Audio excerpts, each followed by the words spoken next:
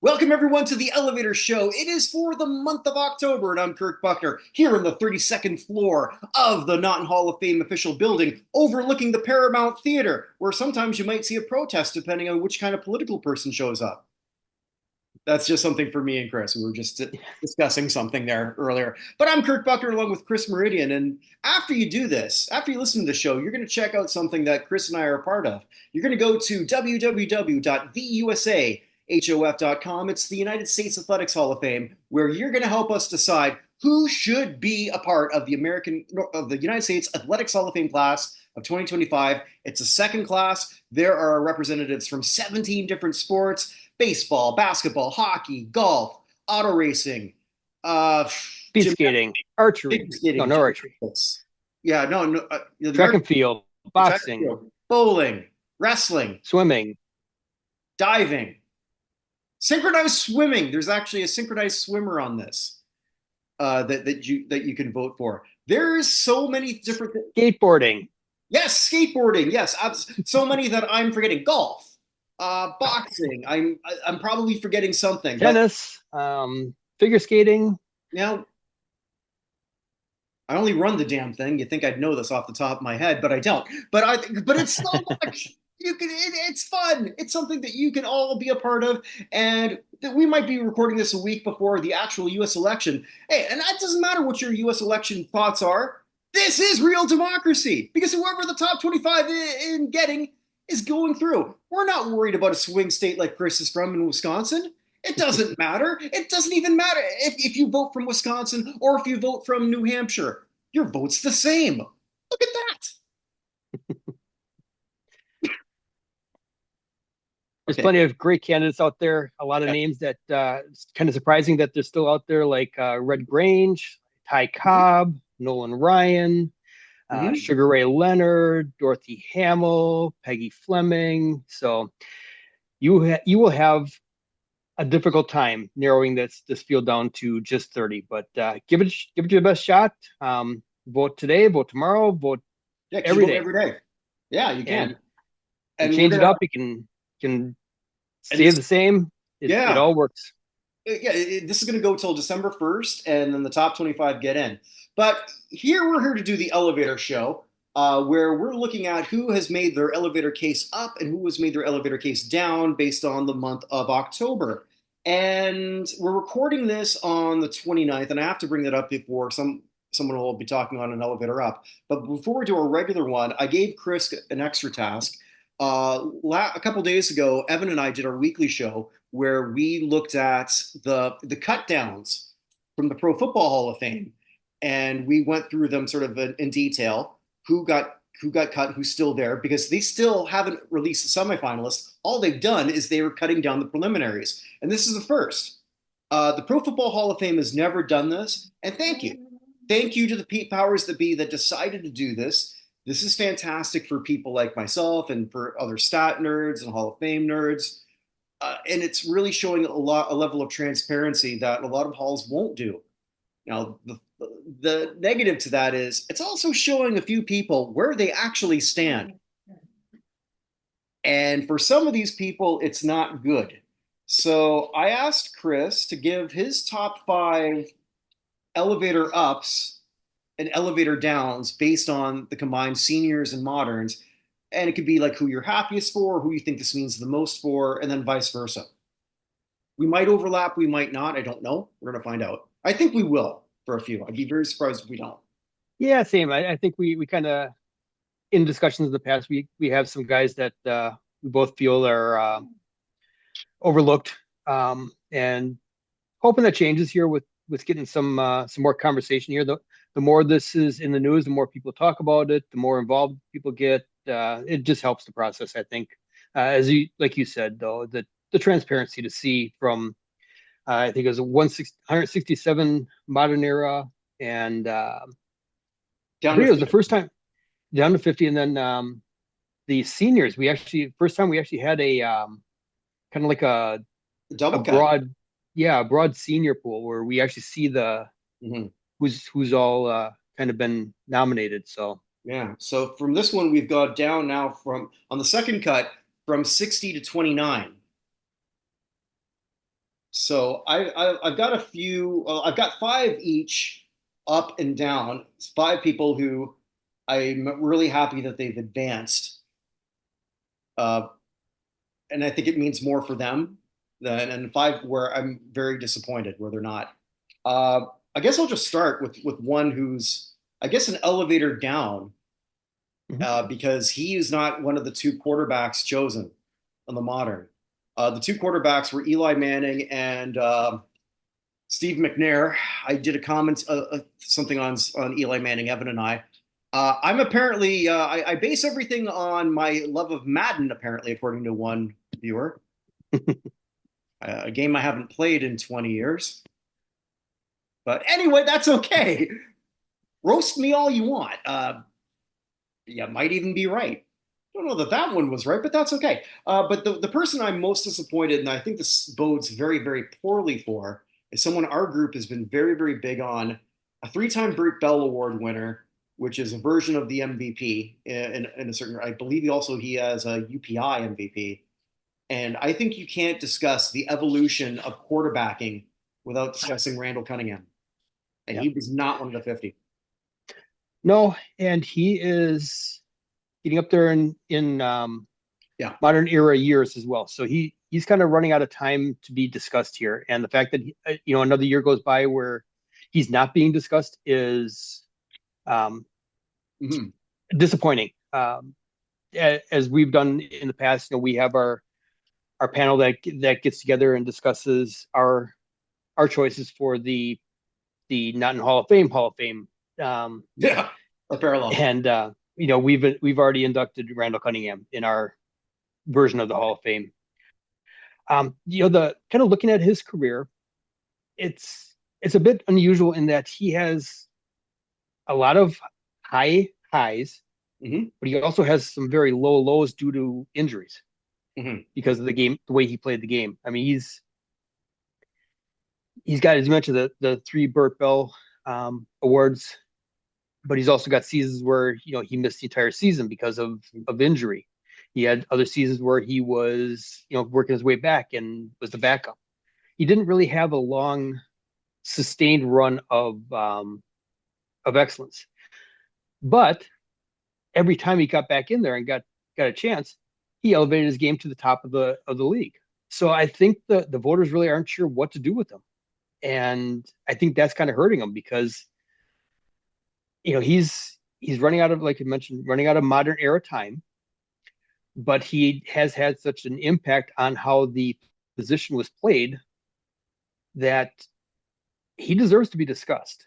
And whether he is discussed and doesn't make a cut or um, advances on like some of these modern era guys have in their final years, thinking back to like Albert Lewis and Clay Matthews Jr., where they finally got in the room in their last year. And unfortunately, had they maybe been there a year before and been discussed, the momentum would have been on their side to get in that last year. But I think at this point here, I see him as falling into the senior pool, but I don't think he's going to last there very long. I think the senior pool is going to identify him as one of the Yeah. candidates that's been overlooked and will kind of move on him quickly and get him into the Hall of Fame. I don't have the same hope once he gets to the senior pool though. Because Well, like Albert the Lewis, because a lot of the groups sort of cross over, mhm. So Albert Lewis, when he sort of came out of nowhere to make the final, and and it's not like we have a problem with that. I think a lot of us were very pleasantly happy with that, but that generally doesn't happen. And then I think he made the final nine in his first year as a senior. Yep. Uh, Near as we can tell, now we have a little bit of being able to tell where they sort of stand. I mean, if I'm Randall or Donovan McNabb for that matter, who's not somebody I've got, but I've got Randall higher than Donovan, and I think because I haven't heard Randall say one peep about the Hall of Fame, and he very well might have. I don't know, but I Mhm. have heard that from McNabb, and because he said like I've got the same stats as Aikman. Take a look at it. He's not. He actually has a bit better. and Yeah. he didn't have Michael Irvin or Emmitt Smith. He did more with less. If I'm McNabb, who seems to be more keyed on this, in on this, I'm thinking I'm screwed. It's not happening. Yeah, for sure. I don't know that off the top of my head. I want to say five. I don't know if that's actually the right number, but the consecutive NFC I Championship games he believe took the four. four. Okay. Yeah. Took the Eagles to he had the one Super Bowl appearance, didn't quite work out. Came close, but couldn't quite Yeah. finish that one out. But yeah, he's another one that deserves a conversation to be had and deserves to have his case heard. He's got more time than Randall Cunningham though in the modern era, Yeah. so he's somebody that can hopefully get pushed. And you kind of mentioned that you didn't think that Cunningham, once he falls, if he were to fall into the senior pool, would you didn't think he'd move or be that I don't have any have a reason strong to right chance. now. No. I kind of look at the quarterbacks in the senior pool that he would be kind of going up against with Okay. those that have kind of moved on already with Kenny Anderson. Um, Kind of the consensus right now, the best um, senior era quarterback that's not in the Hall of Fame. Charlie Connerly, Jack Kemp, um, Well, Jim Kemp Plunkett. on. So like, yeah, Kemp got cut from the Hmm. from that group. But he's Yeah. still right up there. Those would be the guys he'd kind of be coming in and kind of competing against for the to get in the room. So again, I think I've always kind of seen him as his name has kind of popped up here in our group. I've always kind of felt that he was more of a senior candidate than a modern era candidate because I I think think you're there's right. more nuance to his Yeah. career. But yeah. So I think that's one we're definitely in agreement on. Oh, so that was one of your five. And one of my five, yeah. Okay. So I'll give you one to do up. Who you're happy. Happy to see in there. Brian Mitchell. So No. here's Okay. yeah. All right. So we well, as we kind of talked about before, we we had our first returner make the Hall of Fame last year, Devin Hester. Mm-hmm. And it's only right that the best of all time gets in there first. But Brian Mitchell was a very, very good returner in um, his own right. Um, you know, he played a little bit more on offense as well, but no, he was basically known as a return specialist. And the 23,300 plus all-purpose yards when he retired, that was number one all time. So he had kind of set the bar there at that point, and that was in 2003. So Okay. um, only made the one All Pro, but nine punt returns for touchdowns, second most all time at in 2003. Four kickoff return touchdowns, 23 plus yard return average. So he was out there kind of the the weapon on that special teams before Devin Hester was, and to see him finally kind of continue to move on and see that his case may be getting a chance to be heard here is I was happy to see that. I kind Okay. of think the returners have kind of gotten a short stick here so far, and Okay. hopefully with Hester kicking the door in there, that a few more of them will get a chance to be heard. Okay. I'll do a one who's down for me, or sorry, up rather. Okay, I wonder if I'm curious if this might overlap. It's running back Sean Alexander. no, not No, going to overlap. no. Okay. So, well, former MVP, 100 rushing touchdowns.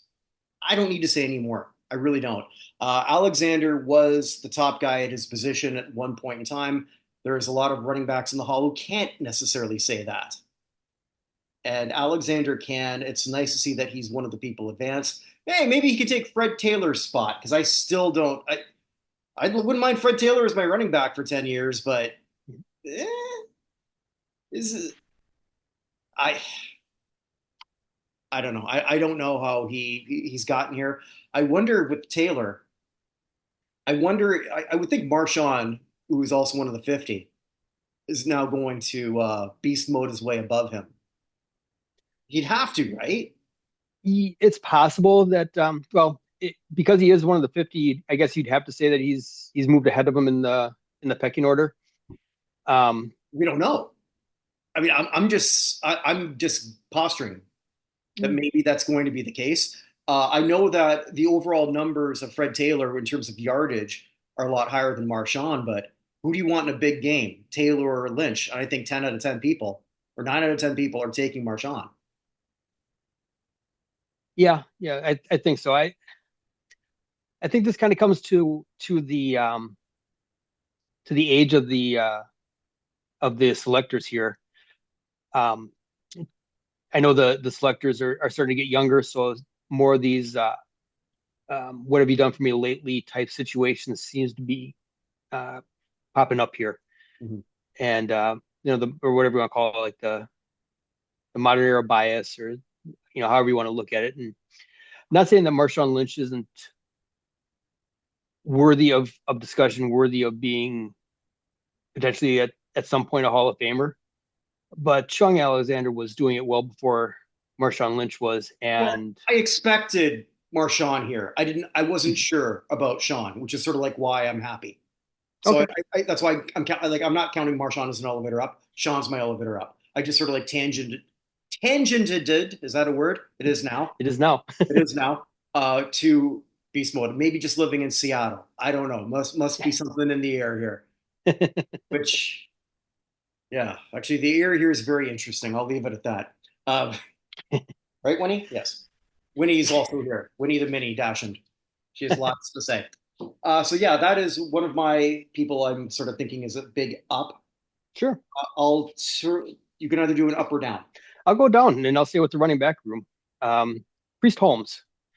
Okay. Uh, so it was about a year ago, maybe a little longer than a year ago. As a group, we did a Running back thing. Yeah. running back Yeah. conversation, and Priest Holmes was the candidate that I got to research and present for the group. And I was happy to get Priest Holmes because I didn't know a whole lot about his career, so I got a chance to kind of dig in and learn a lot about him. And as you mentioned, Sean Alexander was former MVP. Priest Holmes is former Offensive Player of the Year. Mhm. He had a career peak that, kind of looking back on it now, was really, really high.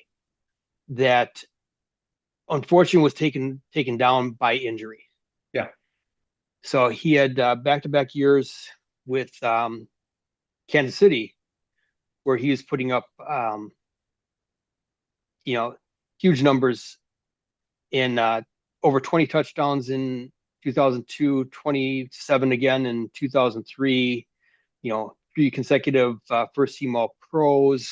Um, and then the injuries kind of hit him. And, his season in 24 would have been his fourth season in Kansas City, was on pace to be as good, if not better than the previous two. And unfortunately was cut in half. He did make it back in 2005. Again, played about a half a season before missing the '06 season, and then just kind of having uh, Yeah. yeah, having just a couple games in 2007 to kind of cap out his career, to kind of work his way back into the NFL and be able to go Reese, out on Reese is that. good. I could have easily put him over. Well, if he was there instead of maybe again Taylor. I mean, I feel like I'm knocking Taylor, but there's just so many good running backs. I don't feel like I'm shooting on Taylor so much as I just don't see him higher than some of the other ones here. But yeah, I have got Holmes slightly ahead of Taylor. I've got him ahead of Tiki. Yeah, um, I kind of see the Taylor thing. I mean, he's got the yardage, but he never really had the accolades that kind of went with the career he had. I mean, he was definitely a very strong running back, especially down in Jacksonville there. when they were kind of becoming an NFL team. Right. He was kind of one of their first superstars, and They're I think it was probably just one. now. Yeah, yeah. They just had the one Pro Bowl year, and I think that's kind of when you compare that to an MVP in Sean Alexander or Offensive Player of the Year in Priest Holmes. Hmm. You kind of look at it and go, why is he getting up there and not being talked about where some of these other guys aren't. It is, I'm sure, the career yardage, which is, I believe, among those eligible or eligible in the modern era is tops or will be for a little bit until Frank Gore becomes eligible. But Right. yeah, I agree with you. It's no knock on Fred Taylor, but a couple of these other guys here maybe be kind of nice if they got a chance to have their cases heard here. Yeah, Frank Gore, I don't even know where to rank because Yeah, Gore, was around a long time, but like Taylor, I think there was maybe a couple years where you could say he's among the top five. yeah. I mean, he That's definitely had about a it. he had a career and he made a good name for himself while he's playing, and he'll be an interesting candidate when he gets there. When my team played Frank Gore, I wasn't necessarily that worried about Frank Gore. Like blunt, I wasn't. Yeah, I was more worried about maybe Fred Taylor. So, yeah, but longevity's got to mean something too. that's Uh, right. Especially at a running back position where they yeah. take such a beating. All right. So I guess with that, I thought we would overlap a little bit more already, but that's okay. Uh, Someone who I think is a definite elevator down, who recently left us, and I guess his family, when they're looking at that, we're going back to the quarterback position in the seniors.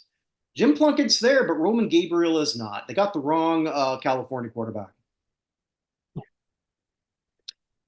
Gabriel, we're talking about another MVP, someone who was far more of a difference maker on his team. And I know Raiders fans, I get it. Plunkett won you two Super Bowls. Was he the best player on your team? No, he wasn't. He wasn't even your best player on offense in both of those years. Both of those seasons, the Raiders started the year looking not to use Plunkett. The second season or the second year they won the Super Bowl, the Raiders were trying to go all in to get Elway. This he very well could not have even been there. He very well could have been Elway's backup. It's like seriously, that's what could have happened. So I had a real hard time. I get the two Super Bowls and he was decent in them, but he was a game manager. I'm sorry, that's what he was. Mhm. Hell, I mean, like if you can include defense, was Jim Plunkett ever even the top four player on any of those Super Bowl teams? I don't think so. Yeah, definitely not 83. Yeah, Um, was it 79 or 80? It was 79. 80, 79. Okay. Yeah. Yeah, 79 season Super Bowl in 80. But 80. yeah, Right. Yeah. That was is it Kenny King, Rod Martin were it the was, stars of that they game? had like far more. There was much more of a defensive presence there. Hmm. So Roman to me is did a lot more with a little bit less than a lot of other people. His renaissance too in Philadelphia, right at the end, where Hmm. he sort of had that one amazing comeback year, which was his best year in football. Roman Gabriel, I don't know necessarily that he's a Hall of Famer either, but he's worthy of a discussion far more than Jim Plunkett, who is it's going to be the same argument each time. There's a far deeper thing that we can go on Roman Gabriel, and I'm disappointed that he did not advance. And I think pretty much says that he's not going anywhere. Yeah. No, I'm with you there. I like to hear his career discussed. Yeah. See what the selectors think. Okay. All right. I turn All the right. floor to you. Up or down? Which Yeah. one do you want? I'm gonna go down and I'm gonna go kind of a group down here. Oh, So okay. as you mentioned earlier, I am from the state of Wisconsin. Wisconsin. Wisconsin. And a couple of disappointments in the senior pool. Billy Mm. Houghton and Vern Llewellyn. Yeah, yeah. I almost picked him, but I thought you might, so Yeah. I backed up on Thanks. that. Yeah. Yeah. Yeah. So Billy Houghton when he retired, he was the all-time leader in receptions and Mhm. in yardage, and has just not gotten a sniff in either the modern era when he was eligible or the senior committee. I can't for the life of me figure out why. I got a I theory. know. Okay, let's hear it. Because Lombardi got rid of him. There is that. He was the player that Lombardi did trade away. Mhm. There's also a theory kind of floating around out there that his um, involvement with the union kind of rubbed a lot of people the wrong way as well. Mhm. Um, Well, and maybe he should have killed his wife and kid because that didn't hurt Jim Tyrer. that's an interesting turn of event here that, Yeah. if you want, we can discuss in a bit. Oh, is Um, that one of yours? it can be. All right. It's Yeah. definitely one I've kind of looked at and gone, he's still there. Interesting. Um, Best offensive lineman though. that's not in the not in the Pro Hall of Fame. Yeah. Yeah. Um, but yeah, and then Vern Llewellyn is he's a super senior, and they since the class of 2020, the centennial class, they've kind of turned their backs on these super seniors here.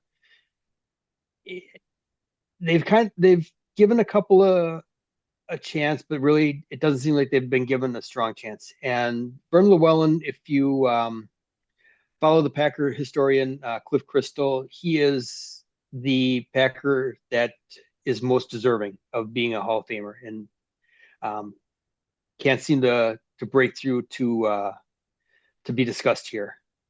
Again, another end, another wide receiver, kind of depending on how the era, what you called him. But he was also it's kind of a weird term to put here, but a weapon as a punter. Back When there weren't back any. then, right? The game was more of a field position game, and to be able to flip the field as often as he was for the Packers helped them to be able to win games. Which, again, the players back then, they played multiple positions. The punter wasn't its own dedicated position, so you had your position players doing that, Mhm. and that's something that he brought to the team as well as being one of the better backs ends, how whatever position classification you want to give them there. So kind of disappointed that neither of those two were able to Mhm. advance here, and kind of wondering if they're either one's gonna get a chance here going forward. When you don't make it and you're a pre 1960 guy, I think it's pretty goddamn hard at this Yeah, point. I'm going to go because I've got four ups left. So we sure. were talking about Plunkett, so I'm going to talk about one of his teammates who Okay. on the senior pool I'm happy to see advance. It's an outstanding defensive back, and that's Lester Hayes. Just an incredible difference maker on a lot of good Raiders teams. I will go as far as saying that the Raiders do not win a lot of. You could take if they sort of like did like a win probability or like a war in football. I mean, I think you could give a whole like maybe for the first half or like at least a five year period. Hayes might be one of the top ones in that spot. Mhm. Yeah, he used Stickum. So what? You allowed him to do it, so I don't care. That's right. You know, Played the game within the rules. At absolutely. least that rule. Well, if the league says, "Oh, he's got to stick him," and you're not doing anything about it, well, I Yeah, can't penalize him for that. that's right. It's like he's probably thinking, "Why the hell aren't you assholes doing this?" That's right. The rules the same for everybody. Well, it's like Biletnikoff was doing a whole lot of that. I mean, Yep. the perfect thing of a football player, man, you cannot judge a book by that cover. Holy crap! I think even in his prime, you put him next to my sort of peach body here, and I'm thinking I might get picked over him. Like just like, oh, I'll take Buchner there. Well, maybe probably not, but Nah. but Yeah, different era. oh yeah, oh yeah. I've never seen anyone look less like a football player who wasn't a kicker than Fred That's Biletnikoff. right. And Yeah. and just everything he did, like you throw it to me, I'll catch it. Hmm. It's like Okay. that Nick Nolte character, North Dallas 40. Okay. Oh, you got to see North Dallas 40. Okay, that's your homework. Okay. Yes. So yeah, Lester Hayes. I All turn right. it back to you. Yeah, no, that's great. I'm gonna go with a couple of ups here again. Kind Mhm. of kind of a group hug here, whatever you want to call it here. And I'm gonna go with the Browns, Lomas and Ruben, both of them Yeah, yeah, both of offensive them. linemen that are still in the modern era top 50 here. Lomas, 7 Pro Bowls, first team All Pro, a couple of second team All Pros, won a Super Bowl in his final year with Tampa. Best known as being the left tackle for the Detroit Lions when the Detroit Lions weren't all that good. Um, but he did open a lot of holes up there for Barry Sanders when he got there. Hmm. Long career, I want to say like an 18-year career, I think, as a lineman. So he's got a lot of longevity, a lot of kind of I'm gonna say hidden years, but anonymous years, I think, where he was a better player than he got Yeah. credit for. Well, yeah, especially when you were playing for Detroit, you were burying nothing else. Yep. And then Ruben Brown, Hmm. um, again, another he was an interior guard. 9 total Pro Bowls, 8 of them consecutive, and 4 second team All Pros. Played mostly with Buffalo, finished out his career with Chicago Bears, and he Pro Bowl in both AFC and NFC. So it wasn't just the recognition vote there in there for him, just always kind of being the guy in the AFC. He came over and earned it with Chicago later in his career. Hmm. So another guy that just interior guys are just so anonymous on most of these football teams, Right. and it's nice to see that those two guys have really kind of continued to move on, and hopefully we see them continue to move on because I think both of them are very deserving of being in the room and having their cases discussed. Ruben was so anonymous. I think 3 or 4 years ago, he wasn't even a preliminary in the 1/6 or the 130 or something. I want to say that I know it's before I kind of before yeah, I kind of hooked up with you, yeah. and I would watch your shows with a lot of times Evan and sometimes you have somebody else on there, maybe Vinny, Mhm. and one of the shows mentioned the fact that Ruben Brown was not a candidate, Yeah. and I made it a point the next year to nominate him, and I've been nominating him ever since. Okay, yeah, yeah. People can actually, for those unaware, I only learned this a few years ago that you can actually sort of like nominate people, and sometimes it's a good thing. So, well, it is a good thing. Yeah. Yeah. Same Uh, with Steve McNair. I noticed he wasn't being nominated, and I made sure to keep nominating him going forward because I think he's another one that I'm happy to see. He's not one of my surprises this week, but mhm. happy to see his case being still discussed at least. Okay. Well, I've got a three negative, a three. Oh, actually, I have three up, three down still. All right, I'll go stick with up because you were just talking about Ruben. So I'm going to go Mhm. to someone, another Buffalo Bill, who I'm personally very happy about on the modern list, Cornelius Bennett. Yeah, Running out, Biscuit. yeah, Biscuit's running out of time. UPI named him the Defensive Player of the Year twice. Uh, the Bills team, everyone remembers their offense, and Bruce Smith did everything. No, Bruce Smith did not do everything. That was a bloated defense, and Bennett was right there, who was a big part of it. He was also part of some good indie teams. Yeah. Uh, Bennett, part of the 100 sack club. I would love to see him at least get to the semis and sort of, Hmm. and he's running out of time. I'm on a personal level, and someone who I think has sort of been on their periphery. It's good to see that he really is on their periphery, and someone who I'm a huge fan of. Been a fan of his ever since I first saw him play. So Yeah. that's both personal and I guess like professional for whatever this is. What it's worth. Yeah. Yeah. No, good one. I agree with you. I think he's somebody that definitely is worthy of discussion here, and I hope he's able to continue to move on, especially as, like you mentioned, he's later in his modern era years to be discussed here. Right. All right. Well, I will bring it down a little bit here, Hmm. and I'm going to go with somebody that gets discussed in our group kind of regularly, and that's Carnell Lake from the Pittsburgh Steelers. Hmm. So defensive back safety, 5-time Pro Bowls or 5 Pro Bowls, All Pro, 3 second team All Pros, and he was All Decade for 1990s. Yet he just never seems to get never seems to get moved on here. Why? What is missing from his resume here that he can't even get in the top 50 here? That's a good question. Pittsburgh did not do particularly well because I've got another down, and that's LC Greenwood, Mm. senior Hmm. thing. Uh, he's been a top 10 person since I started doing these rankings. Oh God, maybe 10 years ago. Uh, has been a finalist, 4-time Super Bowl champion, and the rap against him is, well, there were so many other great players, so of course he was more open. And yeah, well, he still did everything with it. And there was a lot of times where he was the better player. Hmm. I like one of the Super Bowls I watched. Uh, Joe Green was not himself. He was hurt.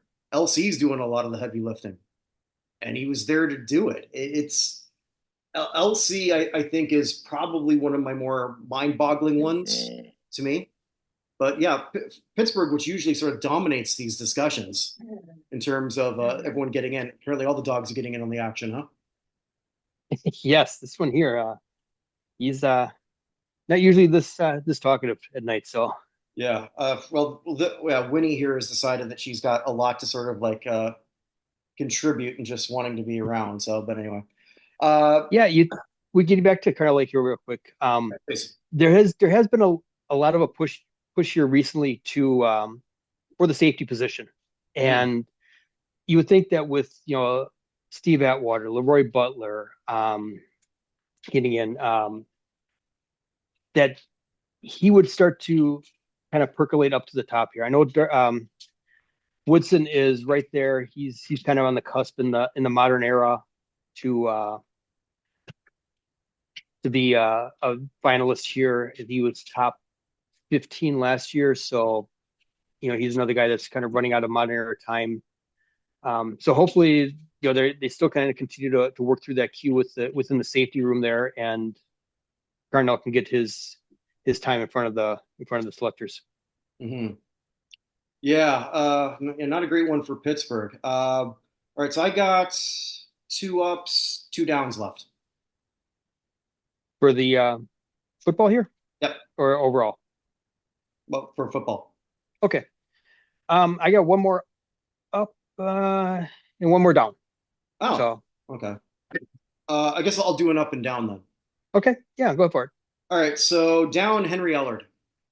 Hmm. I think at the time of his retirement, he was either second or third in receiving yards, sort of like tying in with your Billy Houghton one. Right. Eller did a lot of that with decent Rams teams. And he wasn't like somebody who moved around a lot either. So, like, that's not working against him. He's got a very strong yard per reception, Hmm. but zero love. So he got booted off. I think he made it to one semifinalist Yeah. His as his, final year. yeah, his final year. Thank you. And here he is now in that senior abyss, and he's thrown in the deep. Yeah, it's disappointing. He was all pro as a returner early in his career, and then as a That's yeah. receiver later in his career. Mhm. So he could do it both. He did both, and those Rams teams are best known for Eric Dickerson, but Henry Ellard was the top receiver there for many years. Didn't Mhm. exactly have the best quarterbacks throwing the ball to him, but still with that put up some monster numbers, some monster years there.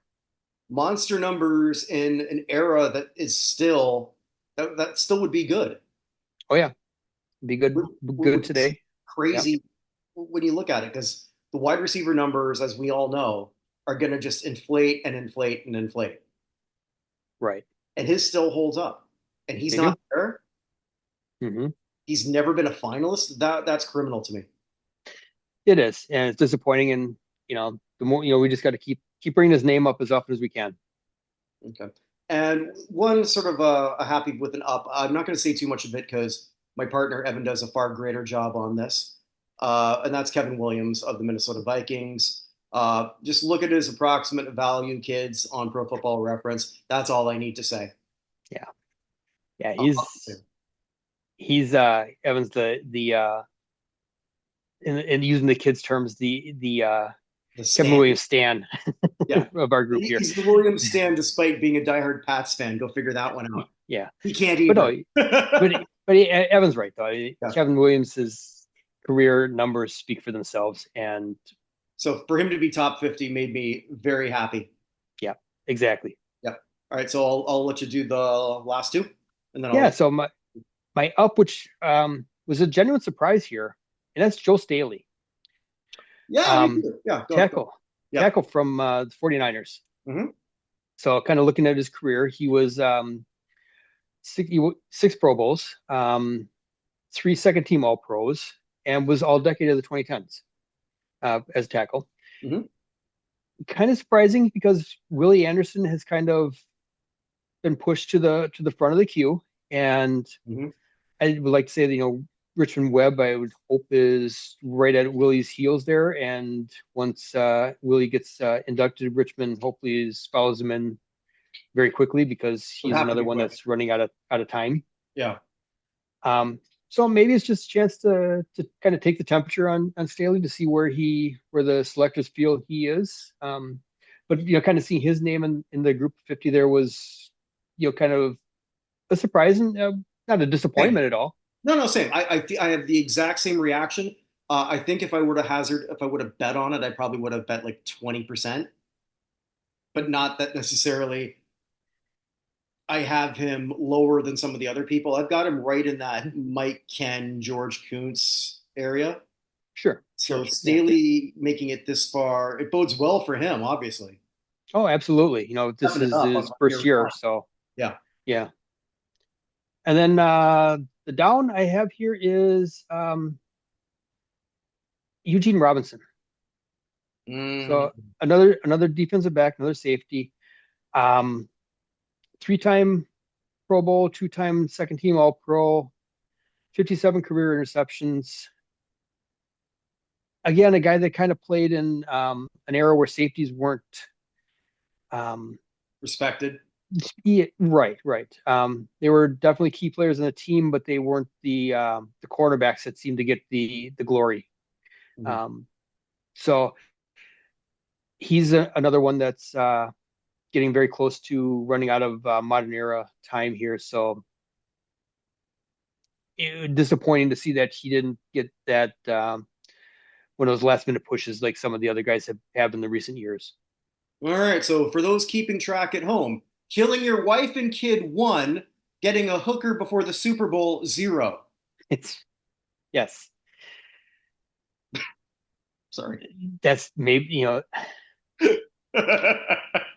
you think about it, maybe that's if he wins one of those Super Bowls with Green Bay or Atlanta, there, maybe it's a different story. Well, I mean, winning the Man of the Year only has to do with your philanthropy. I mean, he was being philanthropic that night. He was sort of helping out with it was probably just a misunderstanding. Yep, yep, So, okay. All right. that's all right. Canceled. All right. So I have one up and down. Both I'm very passionate about. So I'll start with the down. Someone who I think our group is also very big on. Leslie O'Neal did not advance. Hmm. If you are a Chargers, you don't even have to be a Chargers fan. I think there's a lot of people in Charger Nation. We got to ask the hater. We haven't talked to him in a while. I Yeah. think that is somebody who is probably one of their most wanted, and it should be. Hmm. I don't know. He's got the numbers. He's got the respect. There's not a blemish on him that I'm aware of. No, defensive rookie of the year, Mm. knee injury in his sophomore year, and then came back to put the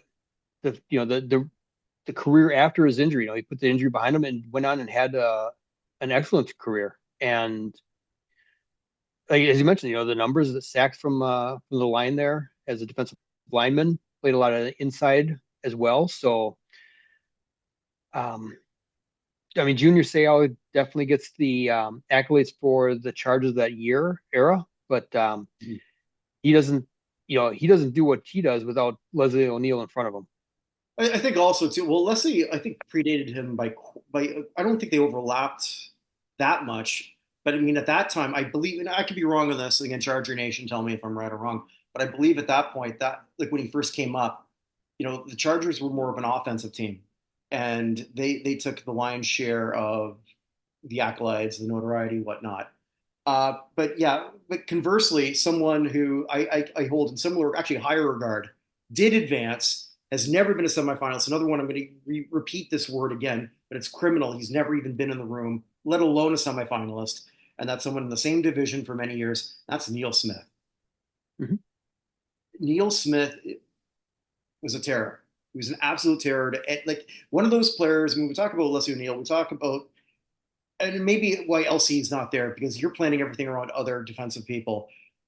When you're playing Kansas City for years, how do we figure out Neil Smith?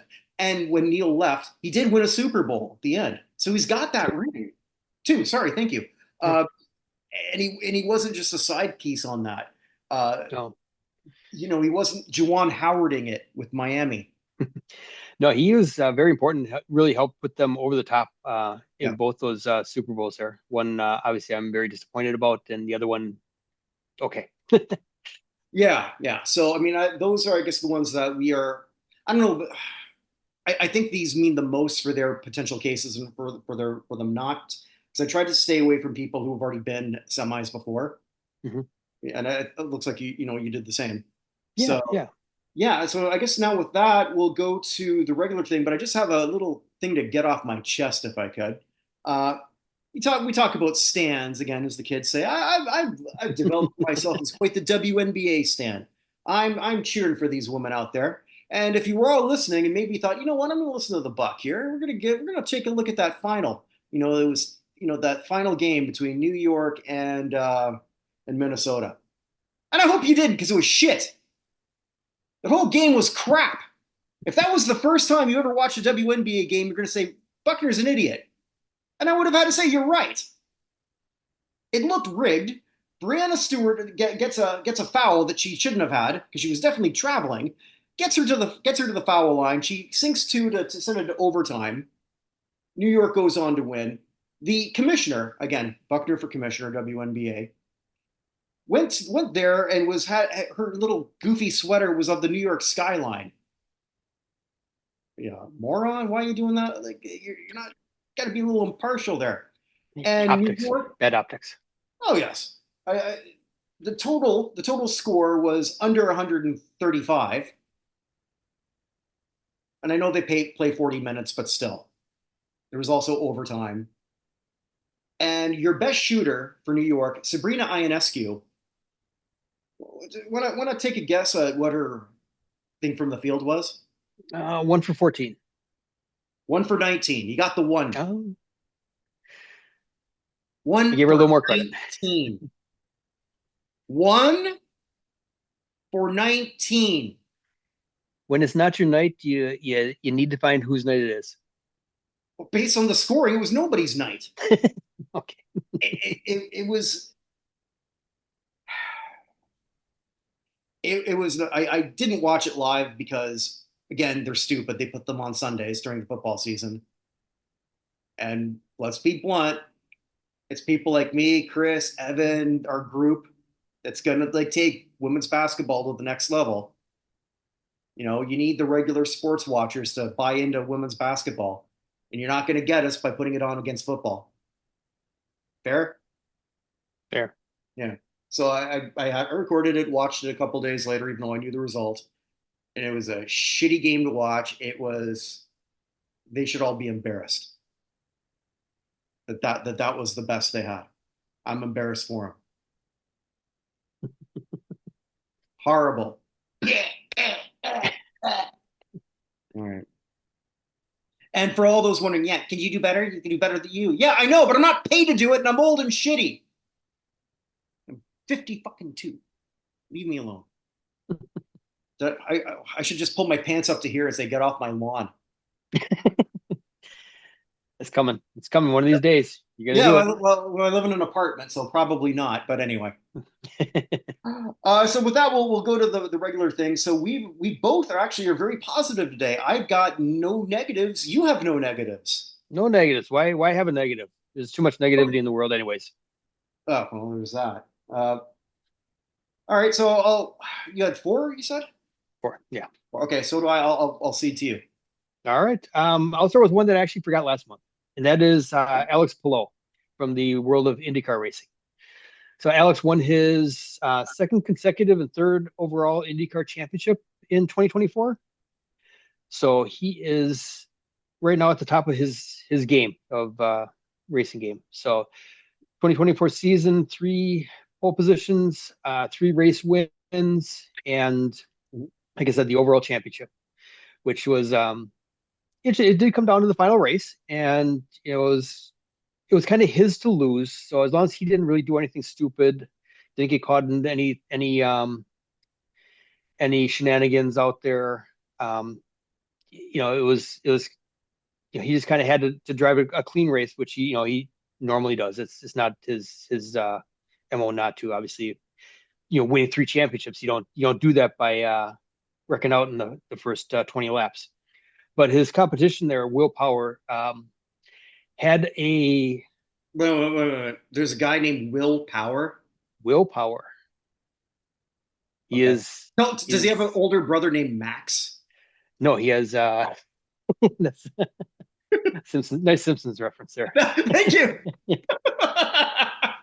No, so he actually had a technical issue with his car. Mhm. And a lot of times, mechanical issue, you hear that, you think engine, you think tire, thing. His seatbelt came loose. And you cannot drive 200 plus miles an hour with a loose seatbelt. So he had to pit and lost several laps in there because with the driver in the seat, getting those seatbelts tight is not an easy thing for the pit crew to do. So his chances kind of went out the window in the first 10 laps there. And, like I said, Palou just had to drive a clean race, which he did, and three-time champion. He is signed through the 2026 season with Chip Ganassi, so he's the top. Well, we'll still say Scotty Dixon is the top driver over there with Ganassi, but it's 1A, 1B there.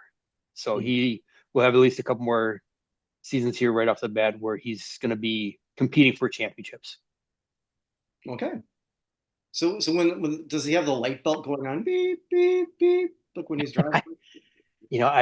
I've never heard that before, and you kind of feel bad for him to have something like that just take away your slim chance still, but to have that taken away by something as unusual as a seatbelt coming loose, it's just bizarre. So feel bad for you, Will, but it was really Palou's championship to lose there. Mhm. Okay.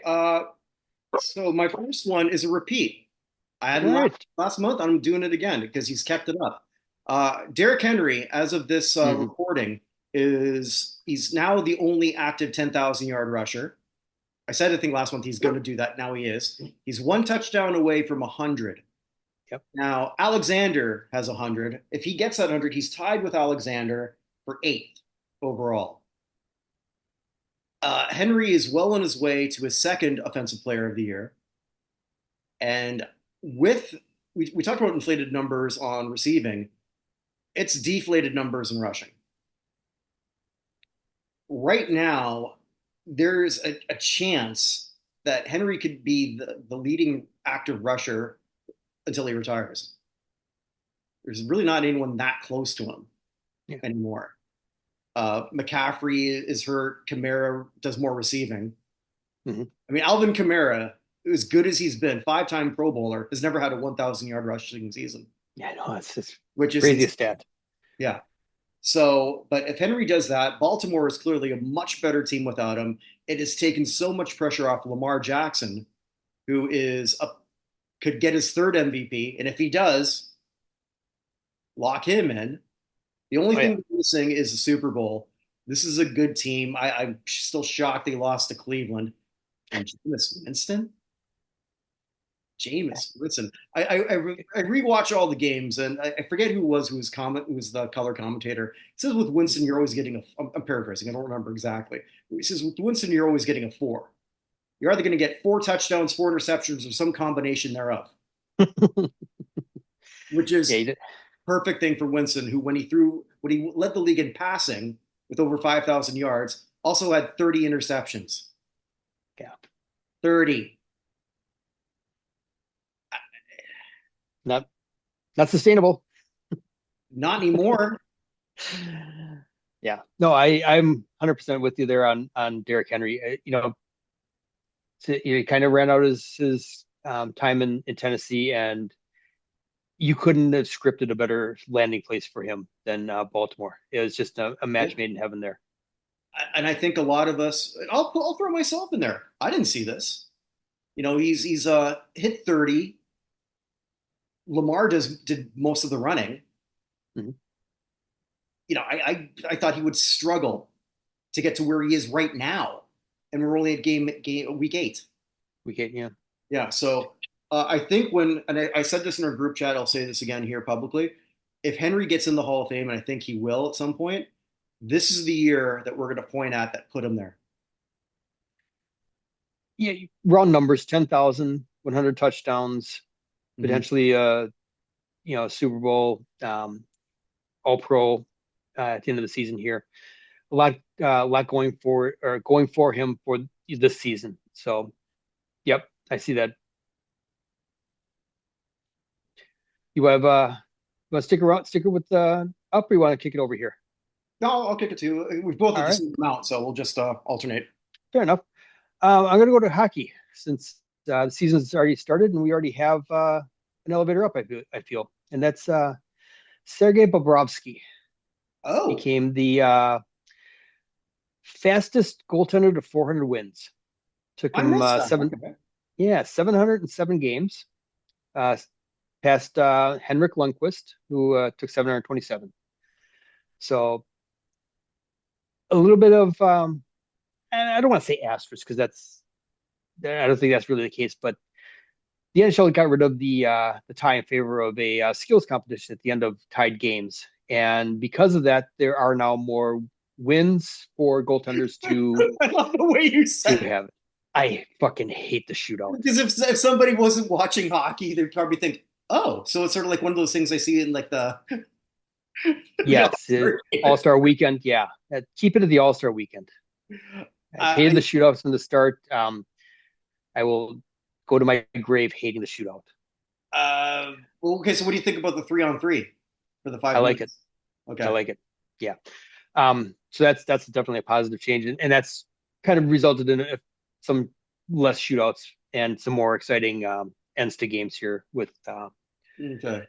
and you kind of puts a little bit more on the coaching too, to think about which guys kind of work together as a threesome out there, and do you go balls to the wall offense, or do you have somebody that's going to kind of hang back there and defend against the 2-on-1 breakouts that inevitably will happen as you're pressing. So I always forget how much of a traditionalist you are. So maybe we hmm. should just start another show called Get Off Our Lawn. Don't change rules. But yes. So yeah, so I like kind it. of looking at it though, it could be a um, short-lived reign there at the top, but he did it, and I think that definitely will put him 400 wins on the radar for future Hall of Fame discussions. I think so. I mean, he's got the ring, which Henrik doesn't have. Hmm. Yep. Brodsky, is he two-time or one-time Vezina? You know what? I want to be sure. I'm going to look it up. Yeah, because I know Talk amongst yourself. yeah, so I know he's got that. So while you're looking that up, I'll just move over to my hockey, which might Okay. overlap. He's already a Hall of Famer in my eyes, but I think he's just hit a plateau that should make him a first ballot, even though he's now a five. He's joined the 500 goal club earlier this year, and that's Evgeny Malkin. Hmm. Malkin, because he lives in the shadow of Sidney Crosby, which Nothing wrong with that. You're going to do pretty well. But Malkin also is a Hart Trophy winner in his own right. A lot of people forget that he won the Hart. So he was damn good, still is good. Is still when the NHL put out their top 100 players currently, he's still on it. Mhm. He was not. I'm pretty sure he was exempted from, or he did not make the 100th all time team, the anniversary, which was, I think, a bit of a snub. But Malkin is now a member of the 500 Goal Club. He's a former Hart winner. He's got the silverware. He might get forgotten in the regular hockey annals, but the people who are going to decide that will not forget him. He's now, I think, a first ballot Hall of Famer. I think he already was, but I think it'd be impossible to deny him unless he retires at the same time as Ovechkin, Crosby, and uh, Yeah, who else? let's see, there's Doughty, Kopitar, Oh, sure. Yeah. Patrick Kane still playing. Yeah. Yeah, there's a lot of talent that is kind of getting up there and will really create some fascinating classes once they do start to retire. Yeah, absolutely. Oh, was he one time or two time? Two Two. So times. one in each, one for Columbus, one for Florida. Yeah. Okay, yeah. That's what I thought. Wasn't sure. All right, back to you. Yeah, so baseball is not quite done yet. We're still recording here. It's not over yet. It's game four as we're recording right now. Yep. So it may be over by the time this posts, but definitely not today. But I'm going to go to baseball, and I am going to go to a player who was in the postseason, um, not currently, and that's Francisco Lindor, shortstop for the New York Mets. I like this. Okay. So Lindor is, yeah, he was very well known with the Cleveland Indians for several years. Um, and kind of, I don't want to say fell off, but didn't quite have the same type of years that he had before. Still had some very strong years. Finally, really kind of put it back together again this season. He's 30 years old. He will by the second game of the season next year maybe have his 1500th hit and 250th home run. But this year he was eighth overall in Major League and third in National League overall in offensive WAR. Hmm.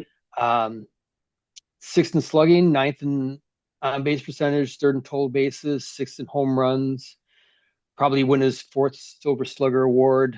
Probably top five MVP voting. I So he think just he's had, second behind Otani. mm, Well, he fell off a bit at the end, but yeah, um, it's gonna be he's gonna be up there for sure. yeah. You know, he The could be top five. second, could be third, definitely top five because yeah, he, maybe get a pitcher that slides in there, and that could be a discussion for later. But we'll save that. Um, but yeah, just had a really good season that should generate some postseason acknowledgments. I really wish baseball, like pro football and basketball, had postseason all-star teams or all NL teams or whatever.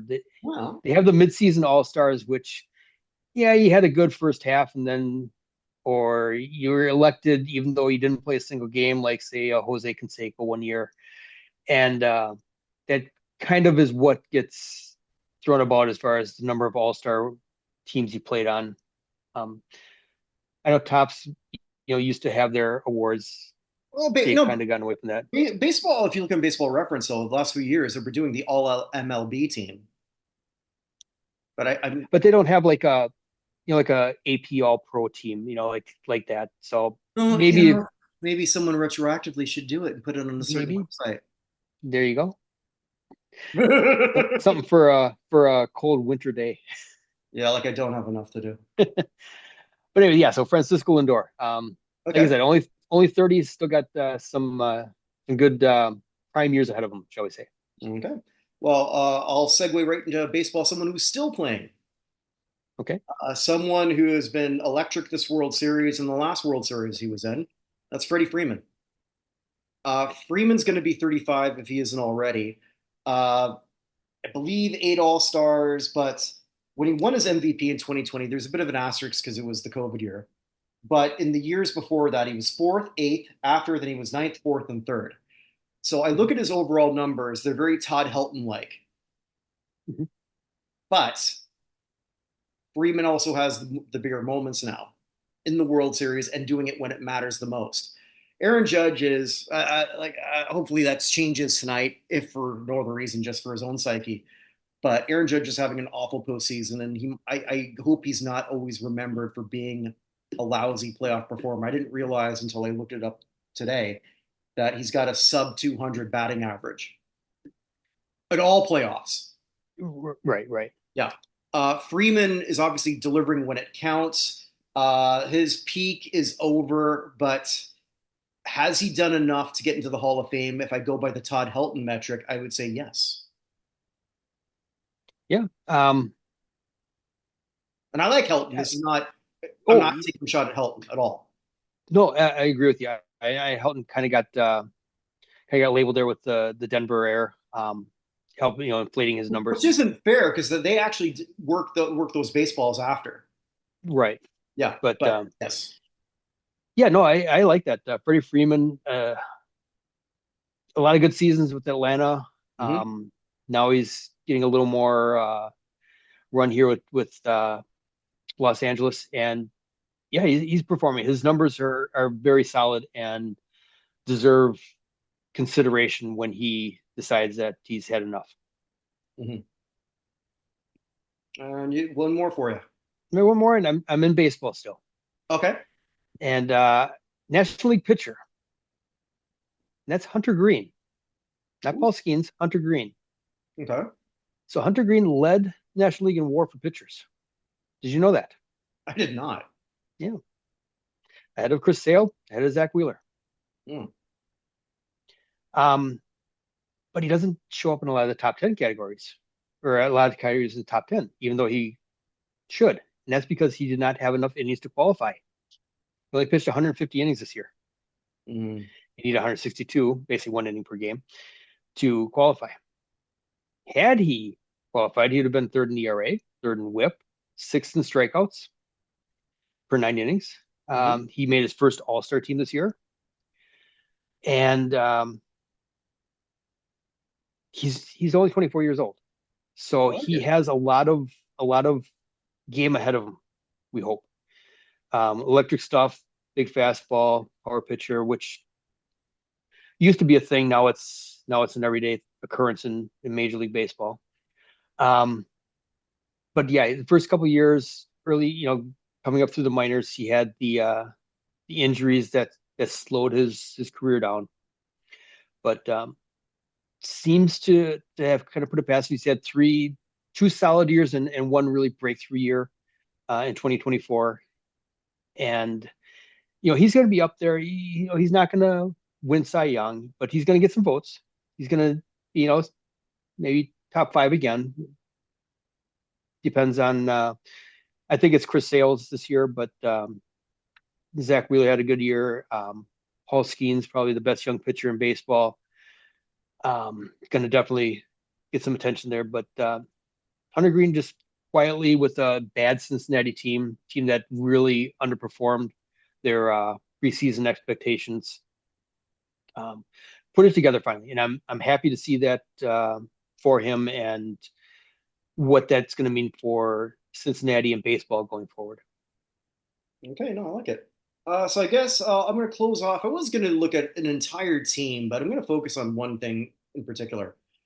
Kansas City might be undefeated, but I think right now, as we're recording this, the best team in football is the Detroit Lions. Sorry, I know you're a Packer guy, so that might No, be, it's no. but Look what they did to Tennessee last weekend. He can't argue that. absolutely. So I'm not going with Jared Goff right now, who's been incredible, by the way. 14 and 14 was it 13 and 4. This is TDINT, leading the league in pass completion percentage. But then he's got weapons up the wazoo and one of the best offensive linemen in football in Penei Sewell, who's blocking for him. Uh, what happened yesterday, even though this is like one of those far too early elevator ups, sometimes that's fun too. Uh, Dan, Dan, Dan Campbell now has an over 500 record. It's only 36 and 35, but he's now has a winning record, and this team buys in to this coach. They Mhm. are all bought in on Dan Campbell. They love him.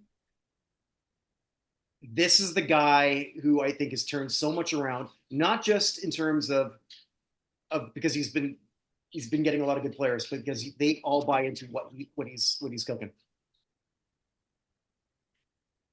Yeah, no, we'll see.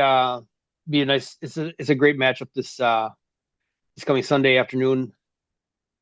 Green Bay and Detroit. Right now, what first and second in the NFC North, which still does not have a team with a losing record. Mm-hmm. Um, even though if 4-3 is the last place, and that's Chicago, they're still there. Mm-hmm. But yeah, Dan Campbell is. I had to pull up his record here. So he came in with Detroit. His first season was 2021. They were 3-13, and then Mm-hmm. he's 9-8, 12-5, and 6-1 so far. So yeah, I mean whatever he's cooking there, they're eating up. They're eating it up. They're eating it And up. It's a culture too. You can see that mhm, in the way they play. They're aggressive. The team buys into it. He's a yeah, great fit for that city. Uh, no, I would love to see selfishly because my team's not going to do crap. New Orleans, so Detroit hasn't had anything to cheer about in a long, my entire life. Let's be blunt. no, 100%. You have to go back to pre Super Bowl for championships. Mhm. I think a guy by the name is it Buddy Parker? Yeah, I heard about him. Heard about him? Apparently, some people in the Hall of Fame committee heard about him too and didn't like what Yeah, he was cooking. But yeah. Kind of kind of disagree with that result there. I think a lot of people do also. Yeah, And but we'll yeah, you have be to go back seeing him again, unfortunately. quite quite a ways to get to their glory years. And so Yeah. it's good for Detroit. It's good for the NFL to have new blood kind of rise up like that. And you know, it's gonna be like I said, it's gonna be a fun game this weekend. Injuries obviously at this time of year kind of play a role in it. Detroit lost Hutchinson that Mhm. leg injury, which was kind of tough to watch. And then Green Bay's quarterback Jordan Love is still hobbled, unsure his status going forward here. Didn't finish the game up against Jacksonville this past Sunday, Mhm. but never fear, Malik Willis is there. Absolutely, yeah. Can imagine that? Like, I remember as a kid, right? So you get home from school. Well, I got home from school because I was in Canada, right? So Yeah. you got to watch the Detroit game and then the Dallas game on Thanksgiving. So like Mhm. I'd never see the Detroit one, or I'd see maybe the last tail end of it. But it's okay. I get to see Dallas because Dallas was the better That's team. right. And now Yeah. it's completely The opposite. oh, it's the exact opposite. We've had usually times like even when Dallas was bad, Detroit was bad. Detroit's never been this good. And then you Mhm. got Washington as a team of destiny right now, which didn't see I happen. mean, elevator down Tariq Stevenson. Come on. Oof, oof. Yeah. Oh my God. That's it.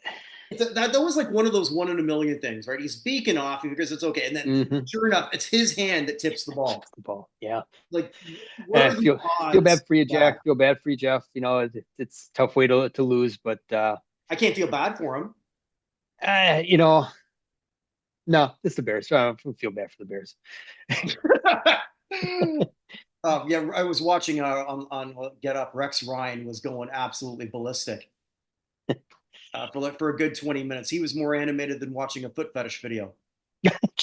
Look it up, kids. That was actually the thing. You said Rex Ryan, and I thought Rex Grossman for some reason. I don't know why, but Rex Grossman would be happy to be in the news in any capacity right now. yes. Uh, but yeah. Anywho, Yeah, back to okay, the we'll back look to the game. back with that. All right, so I guess that sort of brings the show to a close with our feet firmly planted on the ground. Uh, so, final reminder: go check out www.theusahof.com. You can vote on coaches, contributors, and athletes. You're all deciding who's going to be part of the second class. Check out some of the other shows that we do. There's a lot of the old retro Super Bowl shows that I do with Paul Lawrence, a good friend of the show, or obviously part of the show. The retro sports review with Glenn Pulowski, where we don't really look at sports anymore. We just look at sports related nonsense. I may or may not have said that one of the people in roller games looks like she's very hairy. I may or may not have said that. I don't know. I I, don't know. I'll plead the fifth. Yeah. I didn't hear anything. I didn't hear anything. Yeah. There you go. There you go. It was a tape show. It was a show called Roller Game. So it's like this roller derby in a figure eight with live alligators, and they actually had a line there with, "Oh, roller games, live alligators. What's next? Donald Trump is president." 1990. That actually crazy. I'm I would have absolutely. thought I would have thought the '70s, in a cocaine fueled binge of that era, but okay, '90s. No, Yeah, all but right. those 1990, like the big hair, and it was just like the tail end. It was the last gasp of hair metal, but you didn't know it yet. Hmm. It's a fascinating watch. I thought so. I was probably at my utmost worst because everyone else sort of seems to keep me in check. Glenn does not. But check those out. There's also a lot of shows that I've recorded with Vinny Lospinuso where he makes some Hall of Fame cases. Yep. We're recording a few more tomorrow, uh, and a few that'll be going up. He actually made a pitch for the guy who created Gatorade. Oh, nice.